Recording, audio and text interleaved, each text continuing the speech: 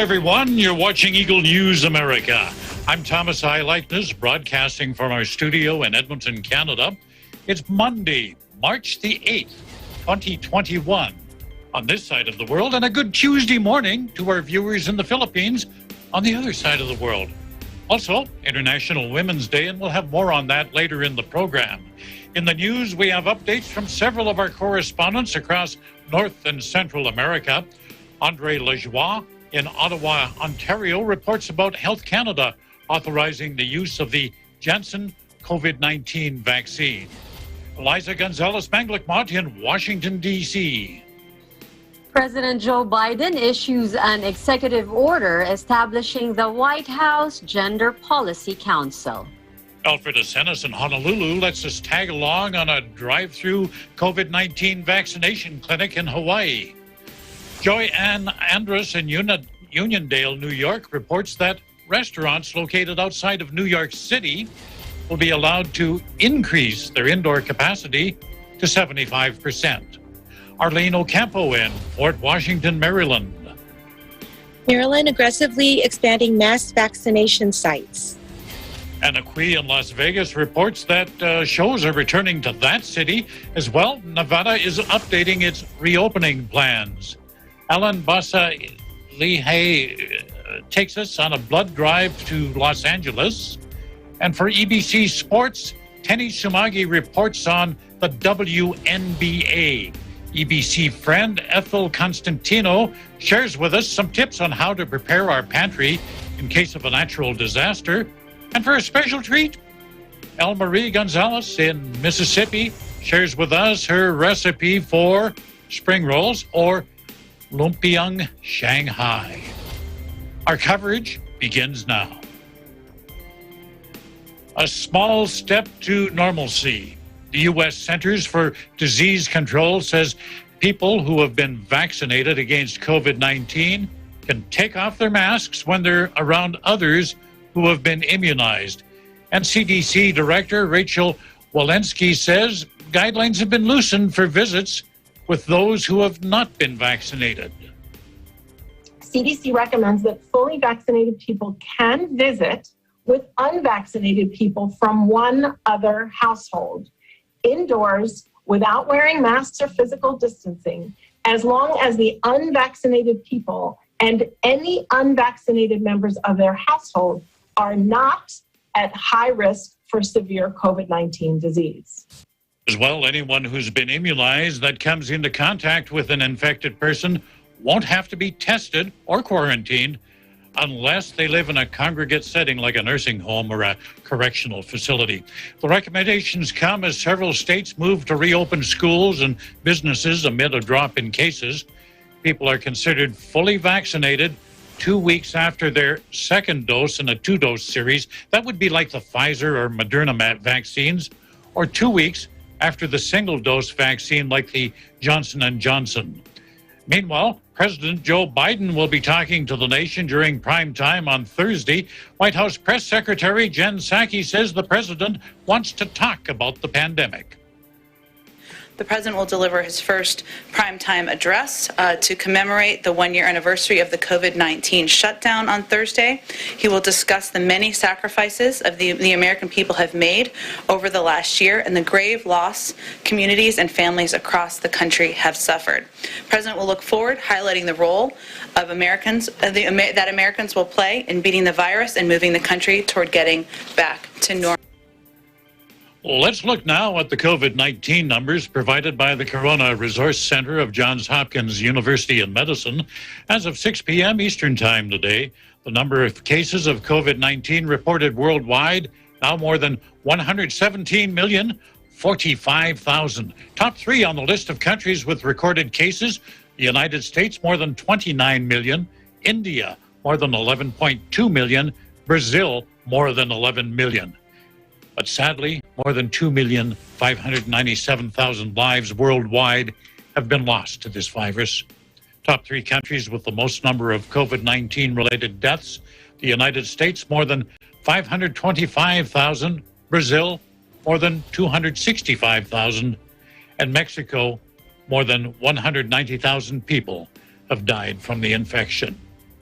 Well, Canada has become the first country to approve 4 vaccines for use in the battle against COVID-19. We have that story from EBC's Andre Lajoie. Bonjour tout le monde. Good morning, everyone. Health Canada authorized Janssen COVID-19 vaccine.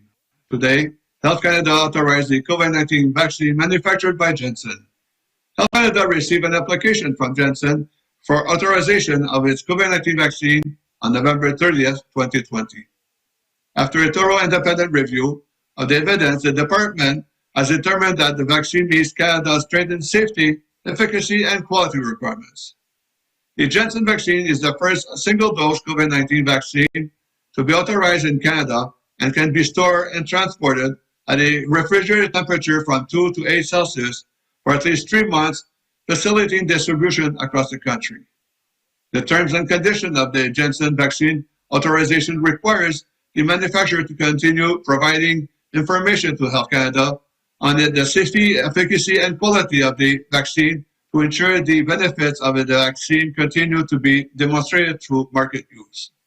More detailed information will be made available in the coming weeks, including detailed scientific summary of a full clinical trial data package. The department will monitor any adverse events that may develop after a immunization, will take appropriate action if required to protect the health and safety of Canadians. Reporting from Ottawa, Canada, this is Andre Lajoie. We live in an interesting time.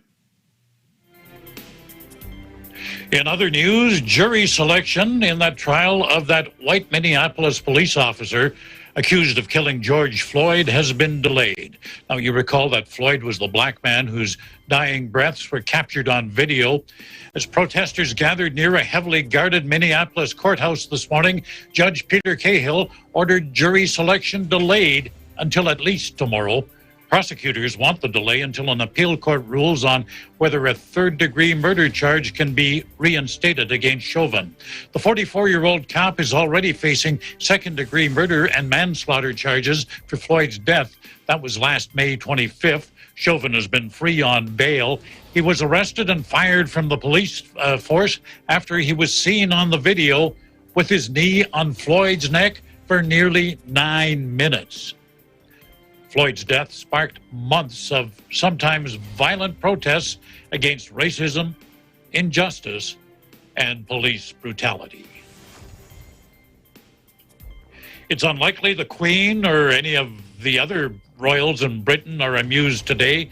Prince Harry and his wife Meghan unloaded on Britain's royal family last night. An explosive interview they did with Oprah Winfrey that reverberated around the world. Topics included suicidal thoughts, a racist relative, an heir to the throne trapped by tradition. It's all on the front pages of the papers in the United Kingdom. Now, you've likely heard the revelations. A quick recap, though. Meghan and Harry talked about Meghan's suicidal thoughts, a racist relative, an heir to the throne trapped by tradition.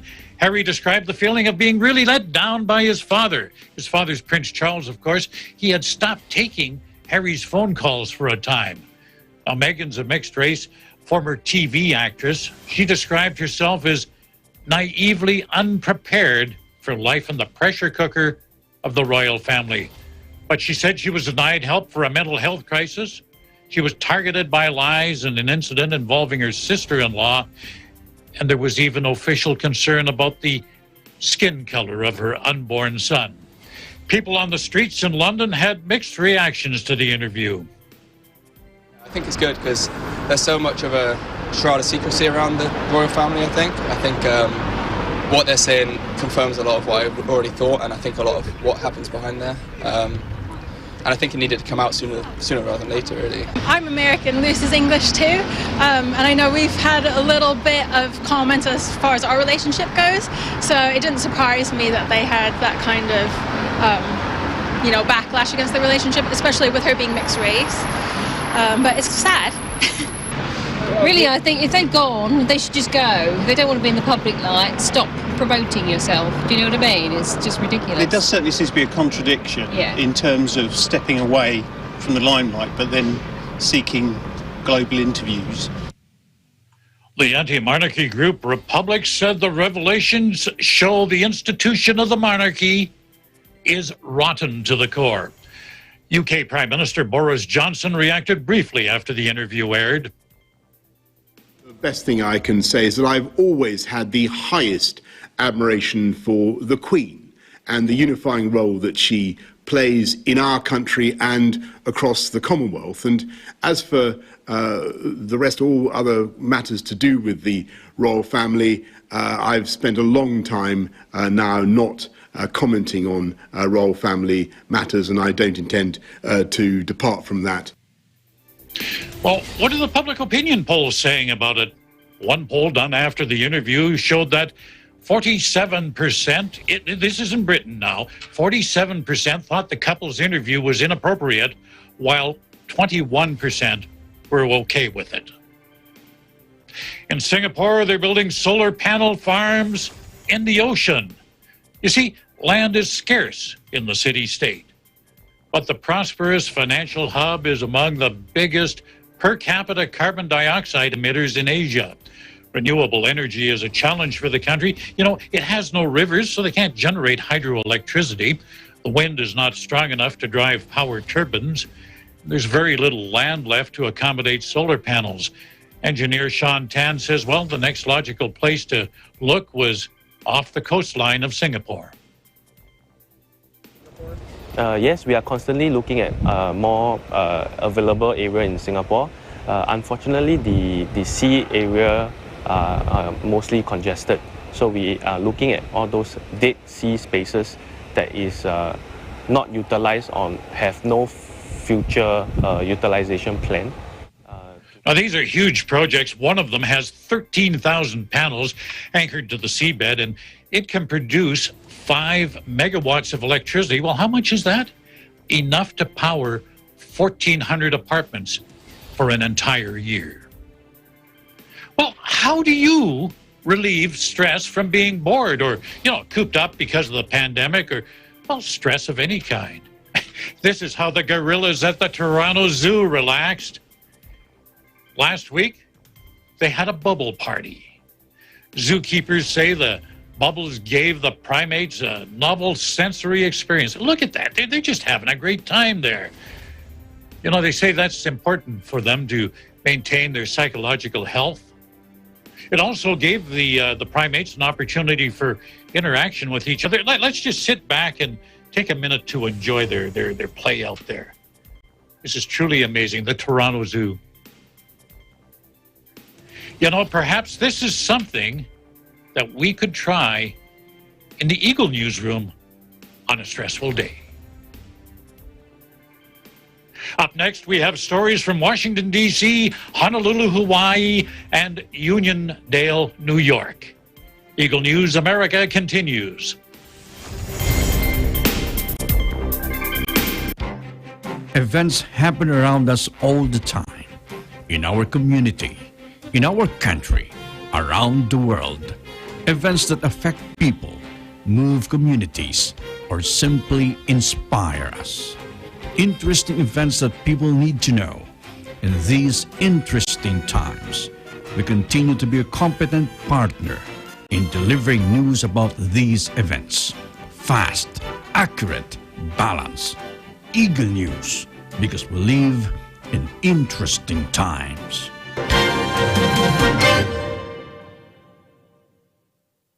You are an excellent performer. Grabe, napakahusay. Napatunayan mo sarili mo na talagang kaya mong kumanta in front of the television. The very best! Magaling na coach ang forever mo. Ito po ang Bagong Sinigaling Part 2 Singing Edition.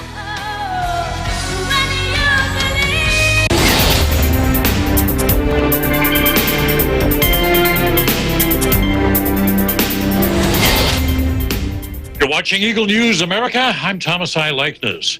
Well, to mark International Women's Day, U.S. President Joe Biden has signed an executive order, and this will set up a White House Gender Policy Council. Standing by live in the nation's capital to tell us more, Eagle News correspondent Eliza Gonzalez Manglikmat. Eliza, good evening. Good Monday evening to you, Thomas, and a good Tuesday morning to our viewers on the other side of the globe. As the world celebrates International Women's Day, President Joe Biden does his part in recognizing the efforts and struggles of women globally, and particularly here in the United States. He did so by signing an executive order establishing the White House Gender Policy Council. In a statement, Biden says his administration is committed to honoring women by investing in their opportunity, security, and well-being. The president takes the opportunity on International Women's Day to celebrate the achievements, contributions, and progress of women and girls in the United States and around the globe. President Biden became part of women's history in the United States when he chose as his vice president Kamala Harris, who he says broke through a barrier that stood for more than 2 centuries. The White House also gives a nod to the role that women played during this pandemic. President Biden says women have played a critical, often outsized role in responding to the global coronavirus pandemic. They are our vaccine researchers and public health officials. They are our doctors and nurses. He further states elevating the status of women and girls globally is the right thing to do. According to the executive order, the White House Gender Policy Council that falls under the executive office will coordinate federal government efforts to advance gender equity and equality. Some policies and programs include fighting systemic biases and discrimination, including sexual harassment, and to support women's human rights, addressing wage and wealth gaps, combating gender stereotypes in education, promoting women in the STEM fields, promoting gender equity in leadership, and empowering girls. The order also instructs the council to create a national action plan to end gender-based violence. As people around the world raised their hand in a show of unity in celebrating women's achievements, President Biden's hand that put pen to paper hopefully would result in change that many women are hoping to see in their lifetime. In Washington, Eliza Gonzalez Manglikmat, Eagle News. We live in interesting times. Back to you, Thomas. You know, this is kind of fitting, too, on International Women's Day. President Biden nominating 2 women to lead U.S. military commands. Can you tell us a little more about these nominees? Sure, Thomas. President Joe Biden today announced the nomination of 2 women to lead U.S. military commands who will be only the second and third women to hold such senior military positions in the United States. U.S. Air Force General Jacqueline Van Ovost, the only woman to have reached the rank of 4-star general, the military's highest, was nominated to head Transportation Command, or U.S. TRANSCOM. 3-star Army General Laura Richardson was nominated to lead Southern Command, or SOUTHCOM, which covers Central and Latin America. She will also receive her 4th star. Now, if the Senate confirms their nominations, then Van Ovost and Richardson will follow Lori Robinson, who was the first woman to helm military command. She led Northern Command, or NORTHCOM, before retiring in 2018. Thomas? And for International Women's Day, who would you like to give a shout out to, Eliza? Well, I have 3 for today.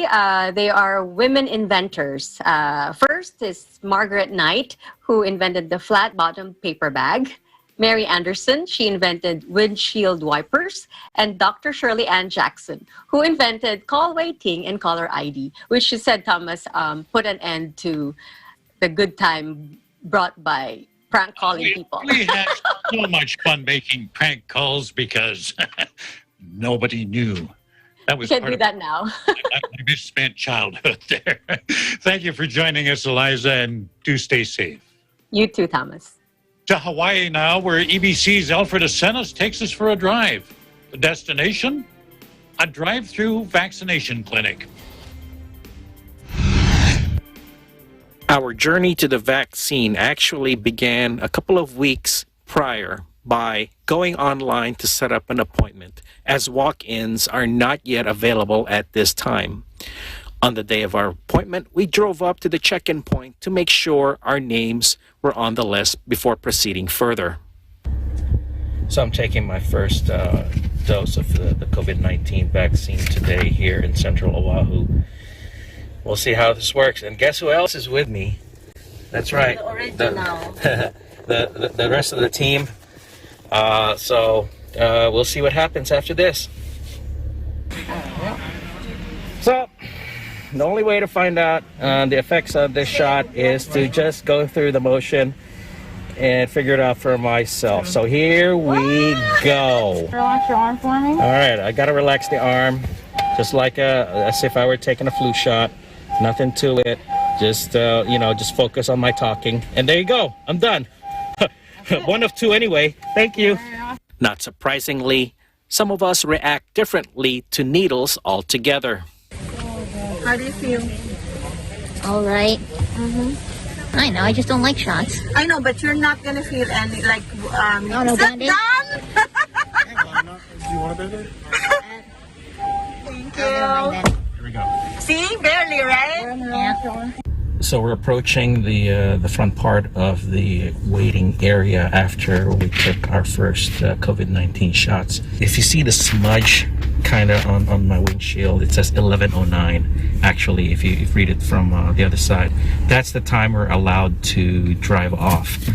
That's the end of the 15-minute mark. Meanwhile, the rest of our team continue to do their part in protecting themselves against the virus.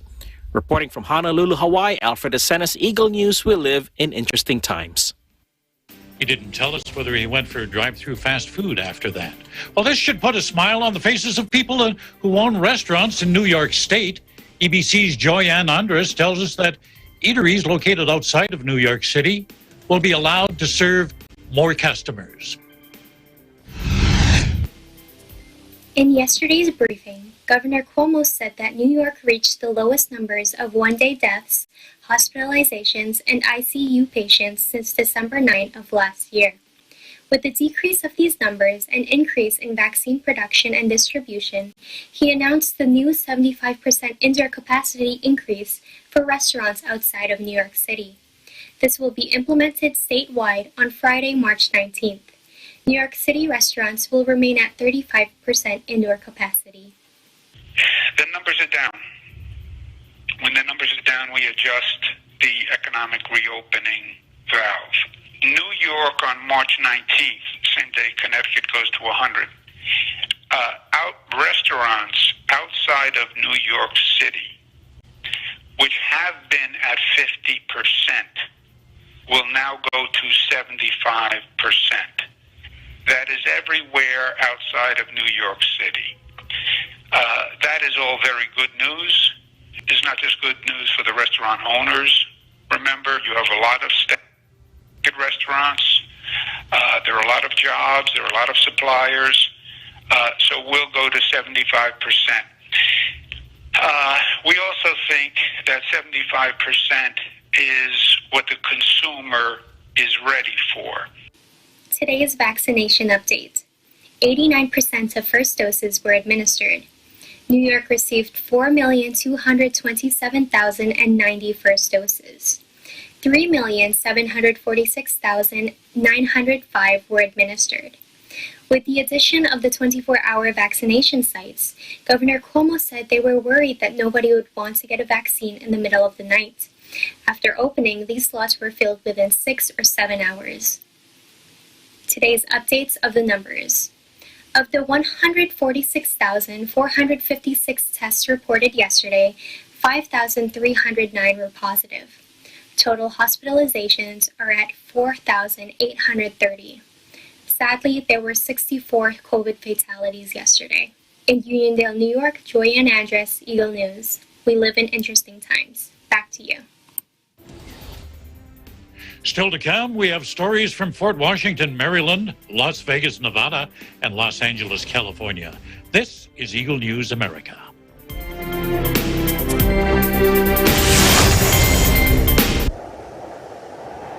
Innovation, digital disruption, globalization, startups, micro, small, and medium enterprises, as well as large corporations, all face interesting challenges in the market today. Peek into the world of exciting opportunities and partnerships to drive growth with the latest business news and information. We are open for business.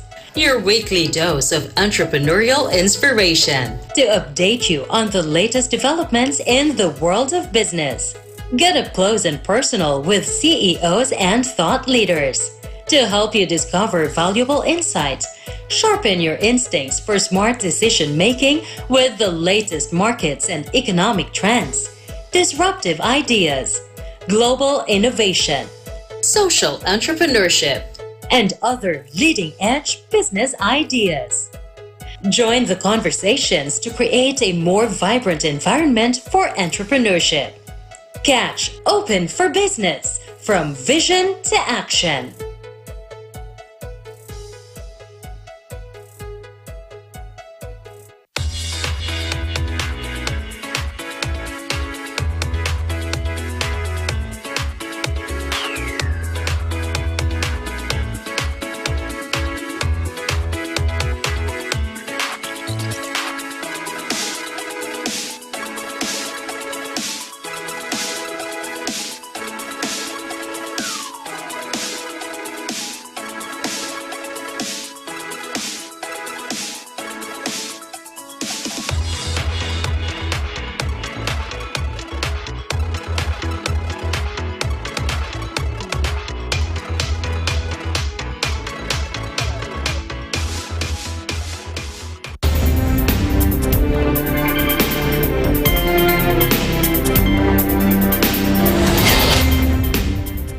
You're watching Eagle News America. I'm Thomas I. Lychnos. In Maryland, the state is getting serious about ramping up its vaccination efforts. To tell us more, we're joined this evening by Eagle News correspondent Arlene Ocampo. What's happening, Arlene? Good evening, Thomas. Thank you. Mass vaccination sites are increasingly expanding in the state of Maryland in preparation for the availability of more vaccines. Currently, there are now 4 sites: Six Flags America, Baltimore Convention Center, M&T Bank Stadium, and the most recent opening of the Regency Furniture Stadium last Thursday in Southern Maryland. Six Flags will start dispensing second doses and double their shots to at least 4,000 a day. Baltimore Convention Center will concentrate on undeserved communities in Baltimore. M&T Bank Stadium, which is also located in Baltimore, will increase their injections to 2,000 a day. The latest opening of the site in Southern Maryland opened last Thursday, dispensing 493 shots of the Johnson & Johnson vaccine. Appointments are already booked for the first 15,000 slots. There are plans to open another site at the Eastern Shore no later than March 18th, and Western Maryland area before the end of the month. Maryland will have mass vaccination sites at all regions by the end of this month, administering shots by the thousands as the supply increases. Maryland Governor Hogan said, and I quote, "The pace of daily vaccination is hitting a new high every day. A third safe and effective vaccine is now available. A next potential 4th vaccine in phase 3 clinical trials, which is also being made right here in Maryland at Novavax in Gaithersburg. We are using every tool at our disposal to get shots into arms, and we will not rest until a vaccine is available to every Marylander who wants one, so that we can bring this pandemic to an end once and for all." In Fort Washington, Maryland, Arlene Ocampo, Eagle News. We live in interesting times. Back to you, Thomas. And hopefully supplies of vaccine will be able to keep up with the demand there. Now, these other locations that are to open in the future, have they selected exact locations for those yet? Actually, they have. The one in the Eastern Shore location, it will be at Wycomico Civic Center in Salisbury, Maryland. And the other one that's due to open by the end of the month, which is in Western Maryland, that will be at the Hagerstown Premium Outlets. Thomas? And Arlene, before you go, for International Women's Day, who would you like to give a shout out to? All right. So Ruth Wakefield, she created the chocolate chip cookies in the 1930s. And, Great invention. Yes. Who doesn't love chocolate chip cookies? And the other one is the dishwasher. Who can't live without that dishwasher? Thank Josephine Cochran. And another one, Billie Jean King, Queen of Tennis. I know she earned her title as the world's #1 tennis player after she received 39 Grand Slam titles. Thomas? Good choices, Arlene, but still #1 on mine would be the inventor of chocolate chip cookies. Yes. Thanks for joining us this evening, Arlene, and do stay safe. Likewise. Things are starting to get back to normal in Nevada. EBC's Anna Quee joins us now to tell us about Las Vegas shows coming back. It's been a while, I guess. And as well, the state has updated its reopening plans. Anna? Yes, Thomas, thank you. Here are some updates on what's going on in Nevada, particularly here in Las Vegas. Some properties at the Strip, including MGM, Tropicana, Caesars Palace, and Excalibur, just to name a few, actually started reopening a handful of their shows since early November, and more followed suit just as the months went by. And more are to open, scheduled to reopen this month, such as David Copperfield, that's a famous one, Carrot Top, again, to name a few. Additionally, the Las Vegas Convention Center has events on their calendar starting in May. And as you recall, last night, Lori gave us updates on the NASCAR weekend held at the Las Vegas Motor Speedway. Speaking of the Las Vegas Convention Center, NAB is scheduled for October later this year. So we're really looking forward to that. In this field of sports, the Las Vegas Aviators is scheduled to begin the 2021 minor league baseball season on May 6th at the Las Vegas Ballpark. And the Vegas Golden Knights welcome National Hockey League fans back at the T-Mobile Arena, or otherwise known as the Fortress, last week. Although, the capacity was still at only 15%. So what does this mean? Does it mean that the entertainment capital of the world is now open? Not yet, Thomas. Some of the shows had challenges actually with the opening because of certain requirements related to COVID-19 safety measures. So Governor Sisolak requested the mitigation task force to reevaluate some of the guidelines surrounding the entertainment business.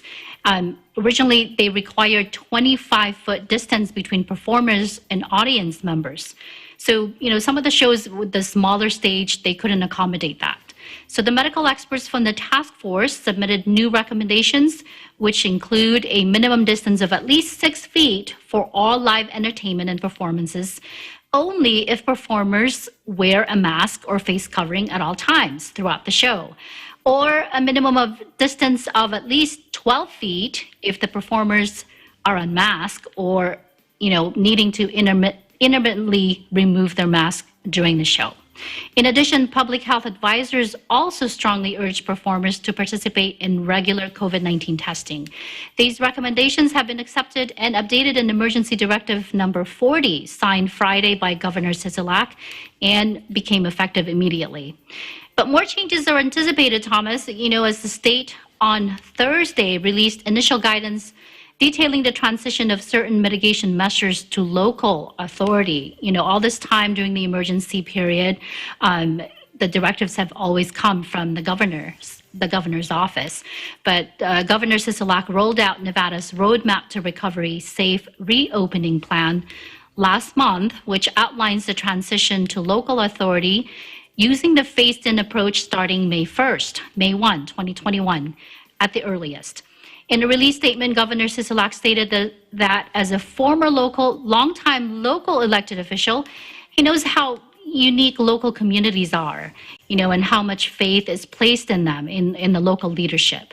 So he added that the best part of this plan is that every Nevadan and every Nevada community has a part to play. Throughout the coming weeks prior to May 1, each county will be required to develop a plan in order to assume the responsibilities delegated to them by the governor. In addition to having input and support from regional government leaders, these plans will outline the local approach to continued mitigation, management, and enforcement of the safety measures. The state will continue to manage the transition plan through the COVID-19 Mitigation and Management Task Force in coordination with partners through regularly scheduled meetings. You know, Thomas, since the beginning of the pandemic, this task force has held weekly meetings, getting updates from the Department of Education, the Nevada Hospital Association, the different county public health representatives, as well as the Division of Public and Behavioral Health. It's really been a collaboration, a lot of moving parts each week. They look at the stats and make decisions based on their, on these meetings. Caleb Cage, the state's COVID-19 response director, said that he's thankful, very grateful to the governor for empowering the task force to work directly with local communities on this important reopening plan. The main goal remains the same, and that is to keep Nevadans safe throughout the rest of this emergency period. And that's just it, Thomas, right? I mean, government officials and public health experts say we are not out of the woods yet. The pandemic continues for now, but with the improving vaccine rollout, we continue to see the decline in numbers. But the message is, it is not the time to let our guard down. Governor Sisolak said the plans for a safe reopening are focused on how the state can continue mitigating the spread while getting Nevadans back to work, protecting and recovering the economy, and getting students back to in-person learning in the safest way possible. Here's some quick COVID statistics. As of Sunday, test positivity rate is at 6.5% for the state, which is still above the 5% positivity rate set by WHO as the guideline for a safe reopening.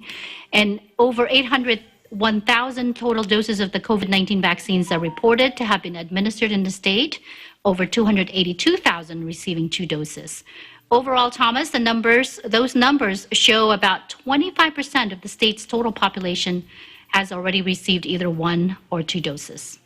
In Las Vegas, Anna Cui, Eagle News, we live in interesting times. Back to you, Thomas. It's good to hear that the reopening is continuing, but they're not, doing it just wide open. Shows are certainly going to have a different look to them. 6 feet apart, wearing masks. Exactly, but I mean, a lot of people are coming here, and that's what they're coming for. They want to see the shows. They come for the conventions and the shows, and you mentioned NAB will probably be back. For those who don't know what NAB is, it's the National Association of Broadcasters.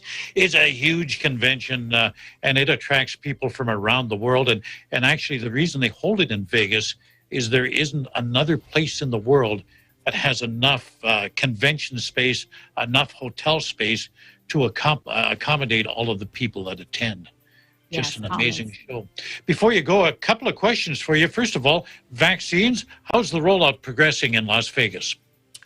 It's doing well, Thomas. They've actually recently expanded the eligibility to the end-to-end food supply chain. So, from manufacturing, from farmers to, delivery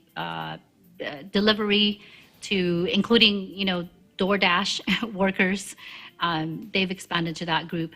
The only thing is, a lot of people are still choosing to be unemployed, collecting unemployment, and those are the ones that are going to be left out, having the opportunity to get vaccinated.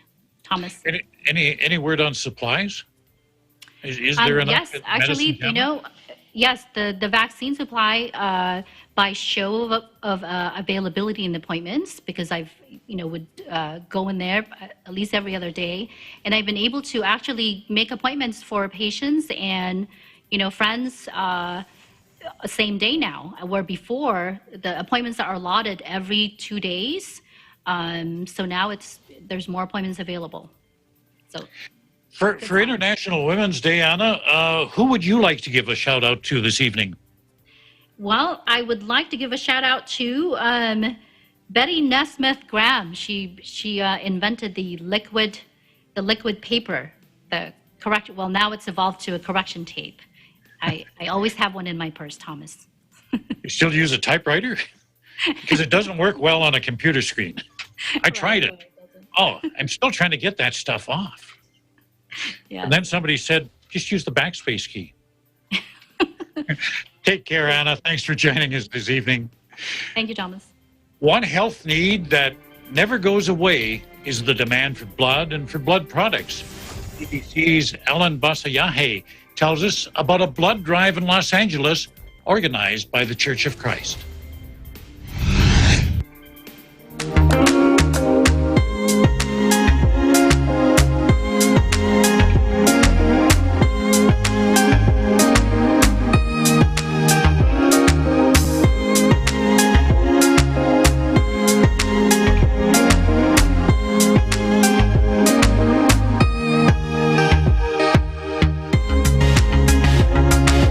On a sunny day where winds blew strong enough to propel sailboats, Iglesia Ni Cristo, through its social arm, the Felix Y. Manalo Foundation, along with UCLA Health, brave heavy squalls in order to host a neighborhood blood donation drive. It seemed like there was a lot of people here when I drove up. Like I had no idea that this event specifically was going on, but I was just a walk-in, and then it ended up being like a wonderful part of the day. I was actually trying to see who owns the lot behind the church. I've lived behind that lot for a while, and then I happened to just come across the blood drive. With the COVID pandemic, the blood supply has been fragile just because of the restrictions and all the details with that. So we have always needed blood, but I will say with COVID-19, the need for blood is just as important as it was a year ago. And we're so grateful for the support of the community, for people that are willing to roll up their sleeves to save a life. And it's truly life-saving work that we're doing today. This is a big deal that Iglesia Ni Cristo had us to be able to collect the blood, and especially collect as many appointments as they did. They really did a great job at, bringing the community out, even during times of COVID where people sometimes are weary to come outside their doors. People put aside their fears so that they can come and help save lives for our patients. Iglesia Ni Cristo Church of Christ doesn't see itself stopping or slowing down. There will always be people in need, and so ours is we're trying to show this kindness to others and make it contagious. All of the staff members from the blood bank are just so appreciative. It's hard enough to get people to come and donate and to leave their homes in this uncertainty and try to stay safe. And Iglesia Ni Cristo has generously just opened the doors and invited them. We didn't have to do a sales call, a sales pitch to try to get them to help us with the need. Arriving at Iglesia Ni Cristo was really awesome. I saw the balloon garland that they had made and the big signs, and it felt really nice. We don't get that everywhere we go, so it was really nice. And they actually brought food for us too, which is great. We don't get that anywhere either. They have been very, very friendly, very helpful. A wind advisory is still in effect for at least the rest of the day. But while high gusts were anticipated, for those who wandered into this event by chance, the opportunity to donate blood was something unexpected. But in the true spirit of helping, these individuals didn't hesitate to join the members of the Church of Christ in rolling up their sleeves and giving something of themselves in service to others. In Panorama City, California, Alan Bosso, Yahe Eagle News, we live in interesting times. Up next, ABC Sports, some tips on how to prepare for a disaster, and we'll go to the kitchen to learn how to make lumpiang Shanghai. You're watching Eagle News America.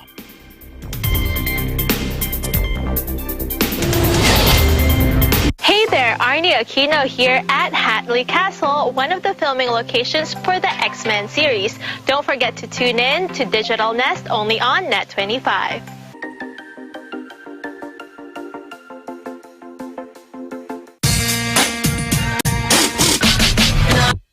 I'ma ride long as I am alive. Whoa.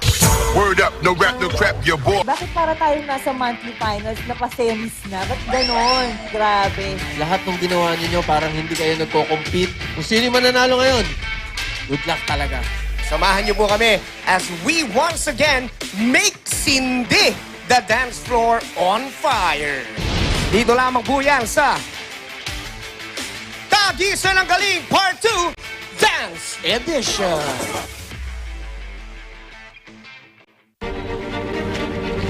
It's time to take one step further and face the impossible. Time to search the unknown and fight for the truth. Time to overcome boundaries and connect the world. It's time for DW News.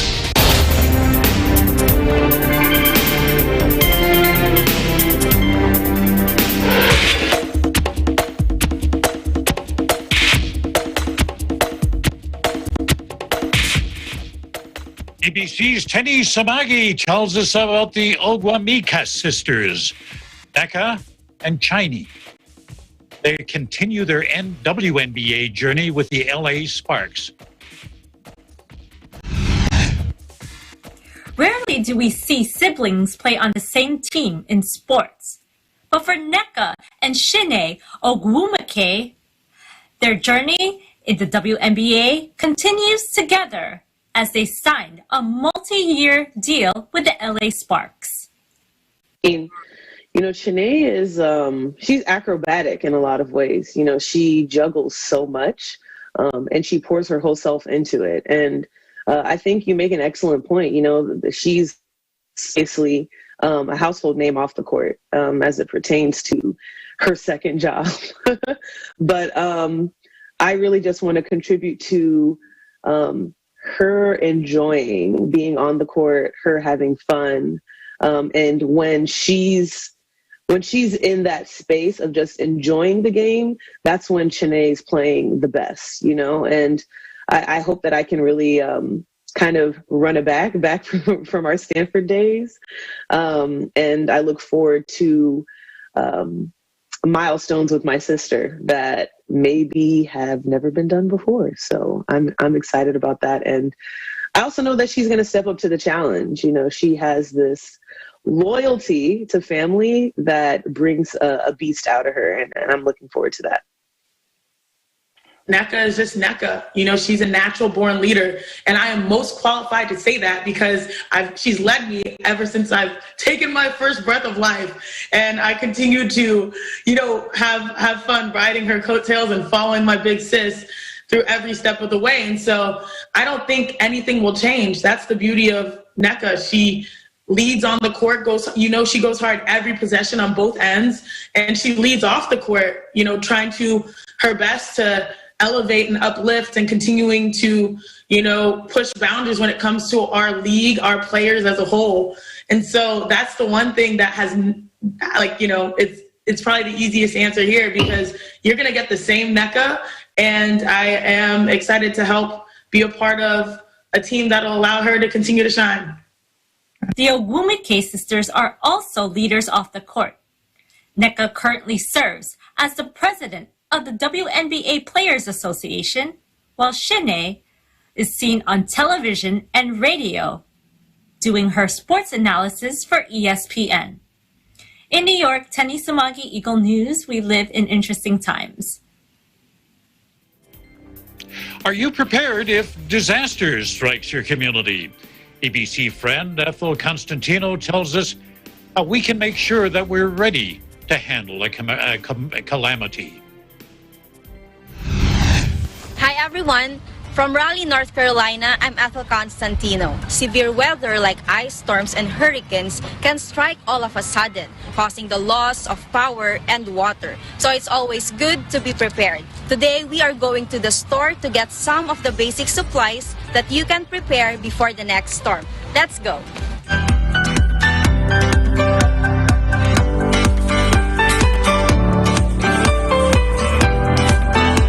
First, stock up on your food supply. Store canned food items such as canned meats, canned vegetables, fruits, and soup.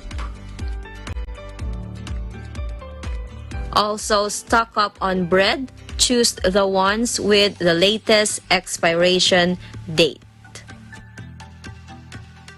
And if you have babies, don't forget to stock up on baby food, milk, diapers, and other supplies that they may need.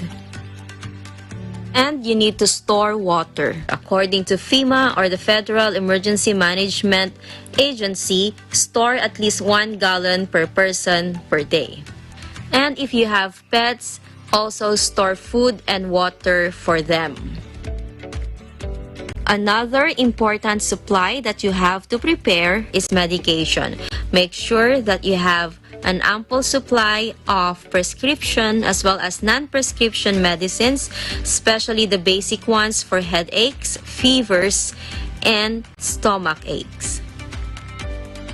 Flashlights are also very important, especially during power outage. Have 1 or 2 available and stock up on batteries as well. If you use electricity for cooking, it's also recommended to have a portable stove or burner that uses propane gas. So in case of power outage, you would still be able to cook your food. Don't forget to have extra propane to use. You can also store candles that you can use during power interruptions or loss of power supply. Don't forget extra batteries for your flameless candles and lighters for the traditional ones. It's also very helpful to have portable chargers or power banks to charge your gadgets, especially when there is no power supply. Make sure to have all your gadgets like cell phones and laptops fully charged. In case of loss of water supply, also store disposable plates and utensils. Make sure that you also have enough supply of bathroom tissue and kitchen towels. Also store garbage bags for trash disposal.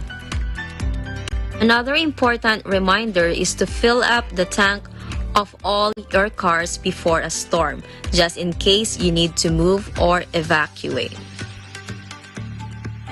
In addition, make sure to have cash on hand as well.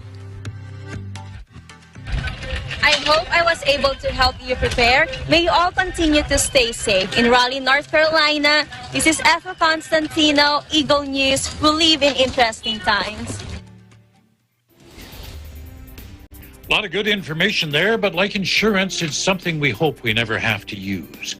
Well, get the apron on. We're going to head to the kitchen right now where EBC friend El Marie Gonzalez shows us how to cook lumpia.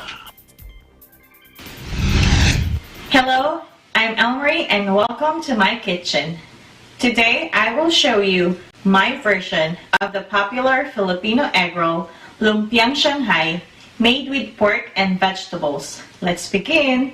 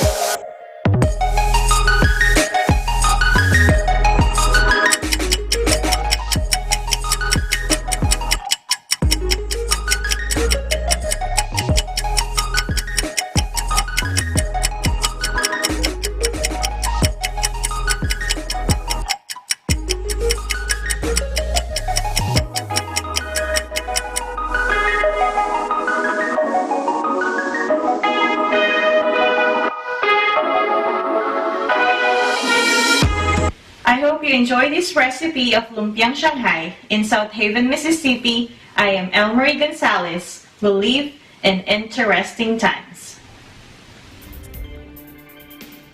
And as we end our broadcast today, a few final thoughts on International Women's Day.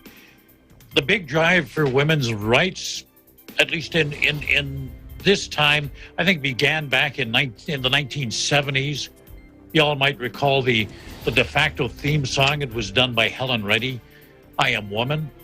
That was the de facto theme song of the movement back then. But how has the movement progressed? We picked up a story on our website, on our Eagle News website, a public opinion poll, and it found that most women think gender equality is still very elusive. Nearly 3/4 of Canadian women and 58% of American women say gender equality has not been achieved. In both the United States and Canada, a majority of women believe that men earn more than women for the same job. Men who are asked the same question, are you surprised by this? I'm going to ask my panel. When they were asked the same question, they say, sure. Gender equality has been achieved. Everything's fine. We'll go around the table once. Do you agree with that? Everything's fine? Anna? Depends on which industry, to me personally, Thomas. But overall, I don't think we've achieved the level where we want it to be. Quickly, Eliza, yes or no, has gender equality been achieved? In the workforce, I don't think so. We have a long way to go, but at least today is the time to be informed and know what you can do. And Arlene, what say you? I agree with the other women here. We're not quite there yet. No, I think you're quite a ways off yet. I think there's still a lot of work to do. Before we leave today, I want to say thank you to all of our frontliners out there, our healthcare workers, first responders, essential workers of all types. Come on, gang, let's join in and recognize them with a round of applause. We appreciate you, and that's today's Eagle News America. Thank you for joining us. I'm Thomas I. Likeness, and truly, we live in interesting times.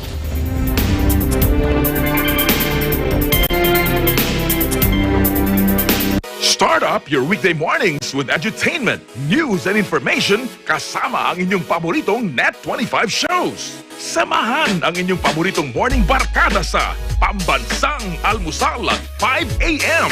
Tatalakayin mga pangunahing balita sa pagtutulungan ng Radyo Agila at Net25.